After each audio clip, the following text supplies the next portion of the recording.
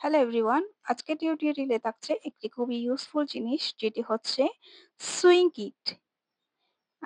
Thread kit. Thread কিটটা আমি নিজেই বানিয়ে নিয়েছি আমার ডিআইওয়াই নলেজ দিয়ে। এই কিটটা বানানোর জন্য আমার লাগবে একটি পুরনো কাঠ, যাতে পেরেক আটকানো ইজি হয়।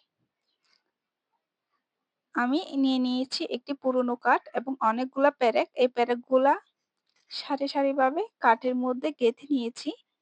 এই পেরেকে আমি লাগাবো হচ্ছে থ্রেড, মানে সুতা। তার সাথে বানিয়ে নিয়েছি একটি sewing machine. Sewing machine craft. এই ক্রাফটটি বানানোর জন্য আমি ইউজ করছি এখানে পিভিসি বোর্ড, যেগুলা আপনারা পেয়ে যাবেন যেকোনো ক্যানভাসের দোকানেই।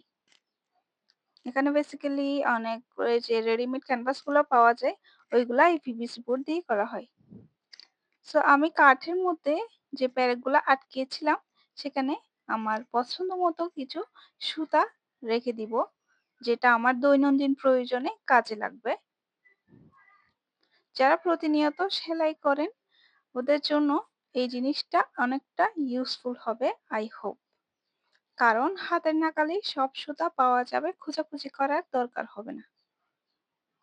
আমি এখানে অনেকগুলা সুতা রেখে দিব এবং একটি বড় সুতা রাখবো, যেগুলা আমার দৈনন্দিন প্রয়োজনে কাজে লাগবে। এই কাঠটি ঝুলানোর জন্য আমার দরকার হবে একটা রশি। সুতা দিয়ে আমি এটাকে আটকিয়ে দিব দেওয়ালের সাথে।